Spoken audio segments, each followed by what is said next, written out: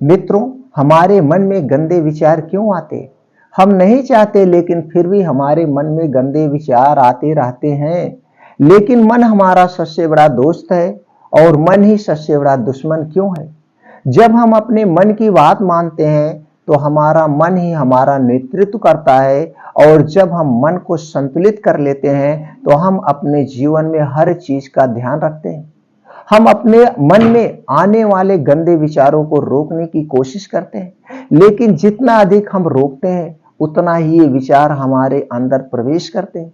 जितना अधिक आप किसी चीज से दूर भागते हैं उतना ही वह चीज आपको आस पास ले जाती है। इसीलिए उस चीज से दूर मत भागिए, उस पर संतुलन बनाए रखिए। एक बार एक युवक गौतम बुद्ध के पास आया और गौतम बुद्ध से बोला कि हे बुद्ध, मेरे मन में इतने गंदे विचार क्यों आते हैं?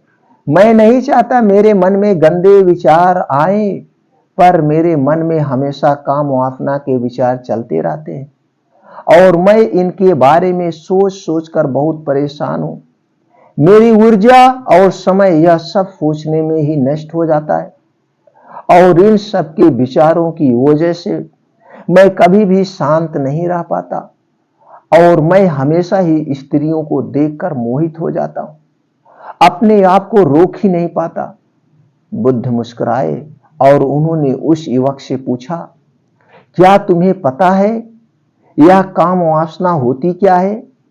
फिर लड़के ने उत्तर दिया और कहा, बुद्ध, मैं यह तो नहीं जानता कि काम वासना क्या होती है, पर हाँ, ये जो भी है बहुत बुरी चीज है।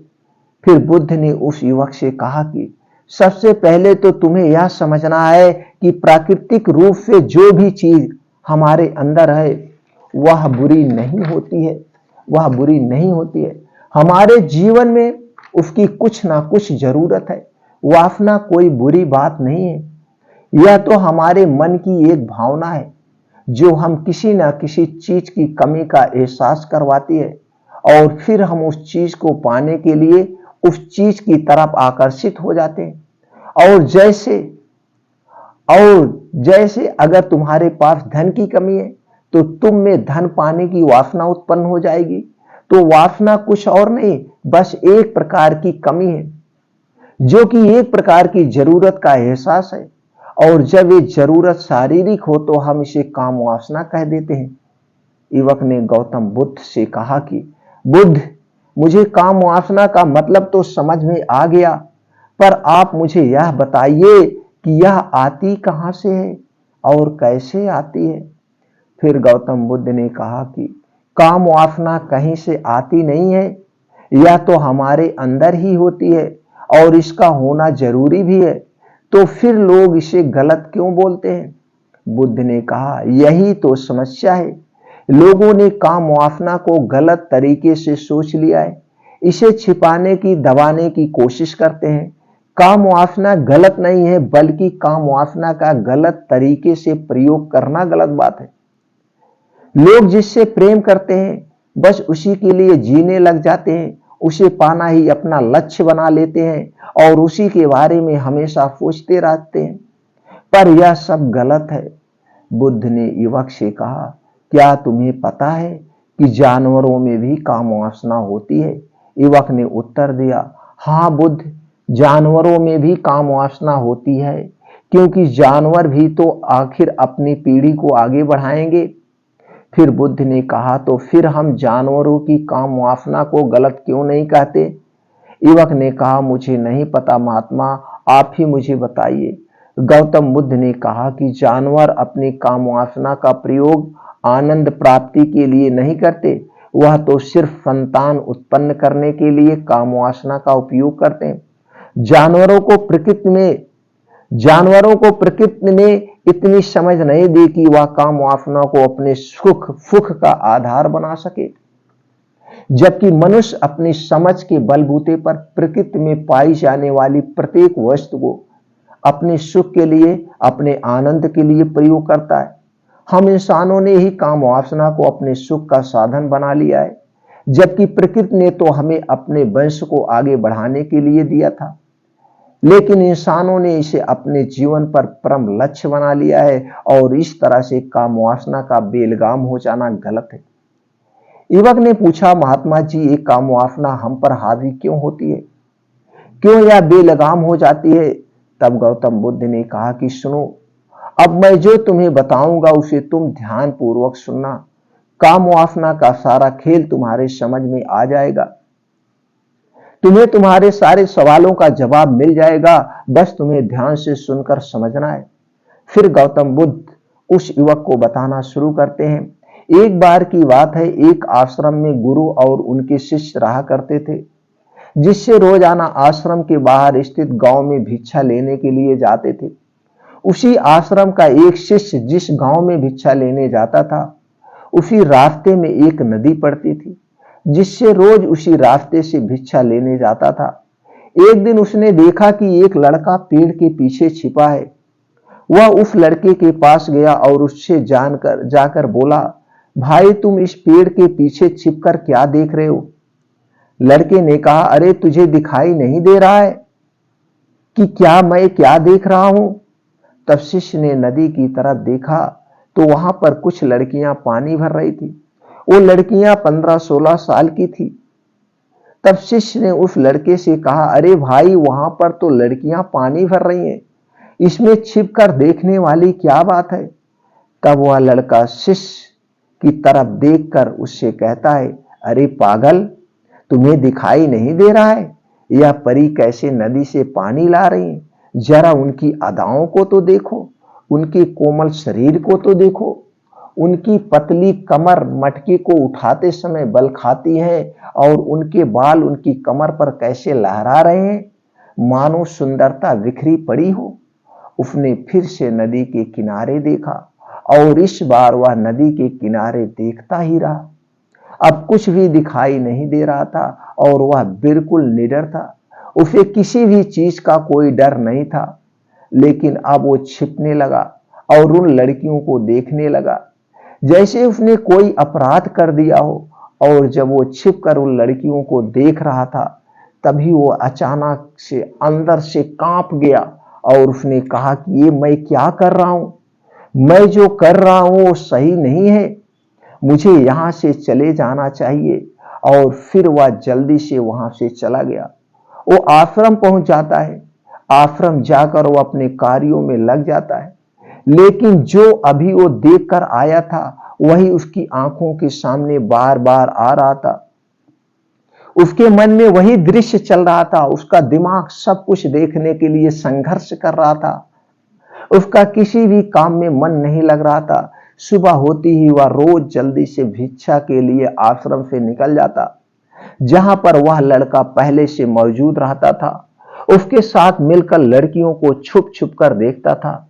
अब वह रोज रोज करने लग गया था, यह उसके रोज का काम हो गया था। अब उस शिष्य का मन किसी भी काम में नहीं लगता था। वह हमेशा किसी ना किसी प्रकार के विचार में उलझा रहता था, किसी ना किसी विचार में उलझा रहता था। वो आश्रम के कार्यों को भी ठीक ढंग से नहीं कर पा रहा था। ना वो ठीक ढंग से सो पाता था, ना वो ठीक ढंग से खाना खा पाता था। उसका मन बेचैन सा रहता था। उसका मन बार बार उन लड़कियों की खूबसूरती देखने को मचलता था। जब गुरु भिक्षा दे रहे थे, तब भी उसका मन किन्हीं अन्य विचारों में खोया हुआ था। गुरु ने अपने शिष्य की इन हरकतों को भांप लिया था। फिर एक दिन गुरु ने शिष्य को अपने पास बुलाया और कहा कि आज से मैं तुम्हारे साथ भिक्षा मांगने चलूंगा। आप और मैं एक साथ भिक्षा मांगने चलेंगे। तभी शिष्य गुरु को मना करते हुए बोला, नहीं गुरुदेव, आप परेशान क्यों हो रहे हो? मैं अकेले ही ठीक से भिक्षा मांग सकता हूं। गुरु ने शिष्य से कहा, ठीक है, तुम अकेले ही भिक्षा मांगने जाओ। जिससे वह तुरंत भिक्षा मांगने निकल जा पड़ा। सभी लोग उसे देखने के लिए उसके पीछे पीछे चलने लगे। थोड़ी दूर जाने पर गुरु ने देखा कि उनका शिष्य एक अपराधी की तरह एक लड़के के साथ पेड़ के पीछे छिपा हुआ है और छिप कर कुछ देख रहा है। गुरु भी अपने शिष्य के पीछे जाकर खड़े हो गए कि उनका शिष्य क्या देख रहा है। जिसे देखने के लिए वह एक अपराधी की तरह पेड़ के पीछे छिपा हुआ है। गुरु ने देखा कि उनका शिष्य पेड़ के पीछे छिपकर नदी से पानी ले रही लड़कियों को देख रहा है। तब गुरु ने शिष्य से कहा, क्या देख रहे हो? अपने गुरु की आवाज सुनकर वह डर गया और उसके पसीने छूटने लगे। वह ऐसे कांपने लगा जैसे उसने किसी चोर को चोरी करते समय पकड़ लिया हो। उसी से ही उसकी हालत खराब हो गई। वो भी कुछ भी नहीं बोल पा रहा था और दूसरा जो शिष्य के साथ था वो वहां से भाग गया। उसके मुंह से कुछ टूटे फूटे शब्द ही बाहर निकल रहे थे। वो अपने गुरु से नजरें भी नहीं मिला पा रहा था। गुरु ने शिष्य की तरफ देखा और कहा कि मेरा शिष्य तो निर्भय था, उसे तो किसी भी चीज का डर नहीं था, लेकिन ये क्या, तुम तो भय के मारे कांप रहे हो। शिष्य ने गुरु से कहा कि मुझे माफ कर दो गुरुदेव, मेरा इसमें कोई दोष नहीं है। उस लड़के ने मुझे बहका दिया था, लेकिन आपसे मैं वादा करता हूं कि आज के बाद से मैं ऐसा कभी दोबारा नहीं करूंगा। मुझे माफ कर दो गुरुदेव। गुरु ने शिष्य से कहा, कोई बात नहीं, कोई बात नहीं, इस पर बात का तुम ध्यान मत दो, इस पर बात पर तुम ध्यान मत दो। तुम ध्यान मत रखना कि हम जैसी संगत करते हैं वैसा ही फल हमें प्राप्त होता है। हम जैसी संगत करते हैं उसके विचार हमारे अंदर प्रवेश करते हैं। इसीलिए अच्छी संगत करें जिससे तुम्हारे अंदर अच्छे विचारों का प्रवेश हो। फिर गुरु और शिष्य आश्रम लौट आए और फिर से शिष्य आश्रम के कार्यों पर ध्यान देने लगा। उसने उस रास्ते को छोड़ दिया और दूसरे रास्ते से आने जाने लगा। वो अपने काम को ध्यान से करता, लेकिन धीरे धीरे उसके अंदर क्रोध उत्पन्न हो गया और वह दूसरे शिष्यों पर क्रोध करने लगा और बेचैन रहने लग गया। अब वो सही समय पर भोजन भी नहीं करता था और भोजन की बहुत कम खाता था। एक रात गुरु शिष्य के पास आए और उससे बोले कि अब तक तुमने कितनी बार अपना वादा तोड़ दिया। यह सुनकर शिष्य अपने गुरु के चरणों में गिर गया और रोने लगा। रोते रोते ही उसने गुरु से कहा कि गुरुदेव, मैं कई बार अपना वादा तोड़ चुका हूं, लेकिन फिर मैं वादा करता हूं। हर बार जब मैं वादा तोड़ देता हूं तो मेरा मन मेरे बस में नहीं होता है। मैं बहुत कोशिश करता हूं कि अपने मन से सारे बुरे विचार निकाल दूं, लेकिन चाह कर भी मैं ऐसा नहीं कर पाता। फिर गुरु ने शिष्य से कहा कि चलो मेरे साथ। गुरु शिष्य को आश्रम के बगीचे में लेकर गए और शिष्य से कहा कि देखो, यहाँ पर कुछ नाली बनी हुई है जिससे नदी का पानी इन पौधों तक आ रहा है और यह पानी निरंतर गति से आगे बढ़ रहा है। क्या तुम इस पानी के बहाव को रोक सकते हो? शिष्य ने कहा, हाँ गुरुदेव, मैं इस बहाव को रोक सकता हूं। फिर शिष्य ने मिट्टी उठाकर उस नाली में रख दी तो पानी थोड़ी देर के लिए रुक गया और फिर थोड़ी देर बाद उस मिट्टी के ऊपर से पानी बहने लगा। गुरु ने शिष्य से कहा, अरे ये क्या, ये तो पानी रुका ही नहीं। फिर से शिष्य ने कुछ कंकड़ पत्थर उठाकर उस नाली में रख दिया और फिर थोड़ी देर के लिए पानी रुक गया, लेकिन फिर थोड़ी देर बाद ही उन कंकड़ पत्थर के ऊपर से पानी निकल आया। फिर गुरु ने कहा कि शिष्य, ये क्या हुआ, पानी तो फिर से बहने लग गया। तुम तो बोल रहे थे कि तुम इसे रोक दोगे। क्या हम किसी काम को रोकना चाहें तो क्या हम उसे रोक नहीं सकते? तब शिष्य ने कहा, कोई बात नहीं गुरुदेव, मैं इस पानी को तो आपको रोक के ही दिखाऊंगा। शिष्य फिर से एक बड़ा सा पत्थर लेकर आया और उसे नाली पर रख दिया और पानी रुक गया। तब शिष्य ने कहा, देखा गुरुदेव, मैंने कहा था ना कि पानी को मैं रोक दूंगा। मैंने पानी को रोक दिया, आपकी बात मैंने पूरी कर दी। गुरु मुस्कुराए और बोले, अच्छा, जरा ध्यान से देखो, पानी रुक गया क्या? वो तो पीछे की नाली तोड़कर बाहर निकल गया और अगल बगल से बह रहा है। और ध्यान से देखो, इस पत्थर के आगे भी आ गया है और ये पानी अपना रास्ता बदलकर फिर से आगे की तरफ जाएगा और फिर थोड़ी देर बाद ऐसा ही हुआ। फिर गुरु ने शिष्य को समझाना शुरू किया कि तुम्हारे साथ भी ऐसा ही चल रहा है। तुम बार बार प्रयास कर रहे हो, पर हर बार तुम्हारा प्रयास टूट रहा है और यह हमेशा टूटता ही रहेगा। तुम कितना भी बड़ा पत्थर रख लो, लेकिन पानी तो अपना रास्ता बना ही लेगा। यह सब देखकर शिष्य ने गुरु से कहा कि हे गुरुदेव, क्या कोई तरीका नहीं है जिससे मैं गंदे विचारों से बाहर निकल सकूं और यह मेरे मन में आए ही ना। फिर गुरु शिष्य को एक नदी के पास ले गए, जहां से उस बगीचे में पानी आ रहा था, जा रहा था। गुरु ने शिष्य से कहा, वो पानी इसी नदी से जा रहा है। अगर हम यहीं से उस रास्ते को बंद कर दे जहां से पानी बगीचे में जा रहा है, तब क्या हम पानी को रोक नहीं सकते? तब शिष्य ने कहा कि हाँ गुरुदेव, अवश्य ऐसा हो सकता है। मैं इस पानी को यहीं से बंद कर देता हूं, तब आगे की नाले में पानी जाएगा ही नहीं, फिर बगीचे में पानी नहीं पहुंच पाएगा। फिर शिष्य ने नदी से जाने वाले रास्ते को बहुत मेहनत करके पत्थर और मिट्टी डालकर बंद कर दिया और गुरु से कहा, गुरुदेव, मैंने पानी को बंद कर दिया है, अब यह पानी बगीचे में जाएगा ही नहीं। तब गुरु ने शिष्य से कहा, अगर पानी बगीचे में नहीं जाएगा तो पेड़ पौधों को पानी कहां से मिलेगा?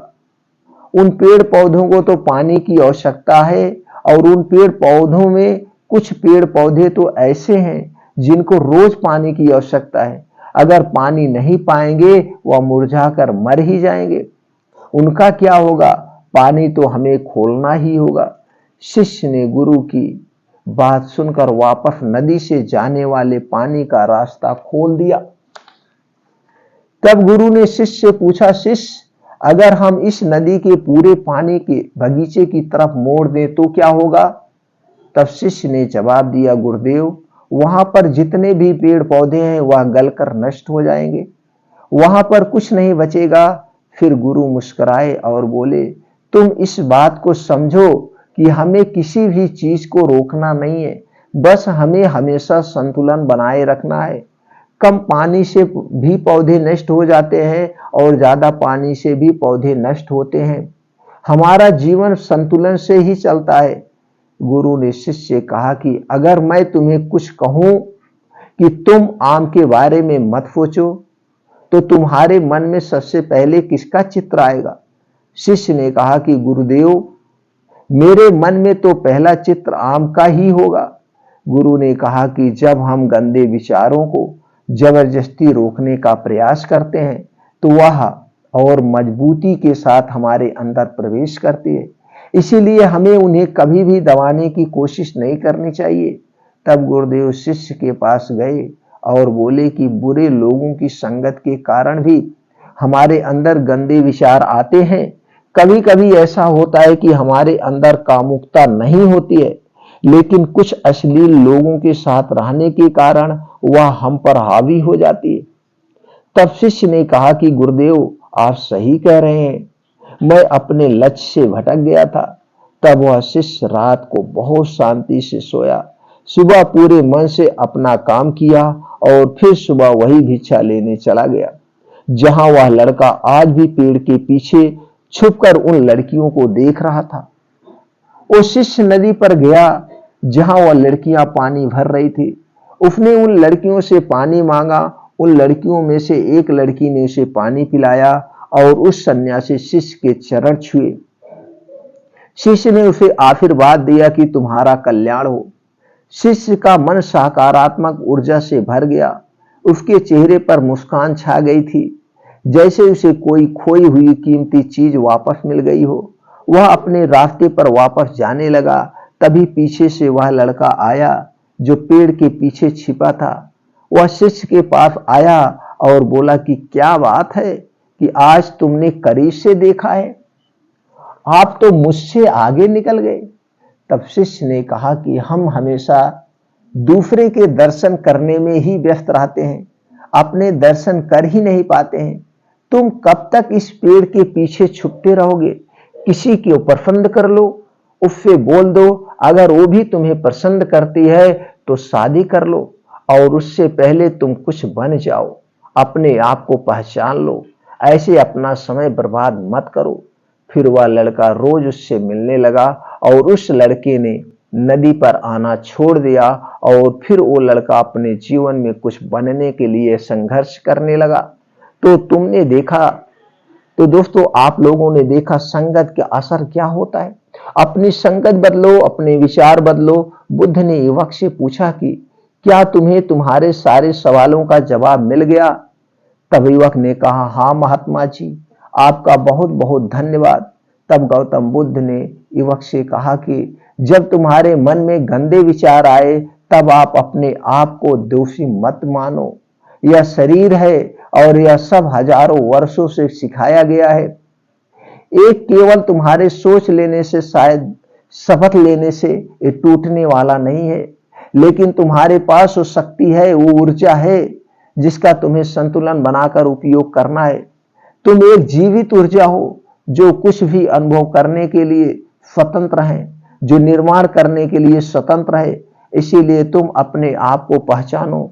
यह बोलकर गौतम बुद्ध मौन हो गए और वो युवक वहां से चला गया और वह अपने जीवन में वैसे ही बदलाव करके एक सफल और संपन्न आदमी बन गया। मित्रों, ये कहानी आपको कैसे लगी? अगर कहानी आपको अच्छी लगी हो दोस्तों, हमें उत्साहित करने के लिए, हमारा मनोबल बढ़ाने के लिए कमेंट सेक्शन में ओके, थैंक्स या नमो बुद्धाय कुछ भी लिख सकते हैं।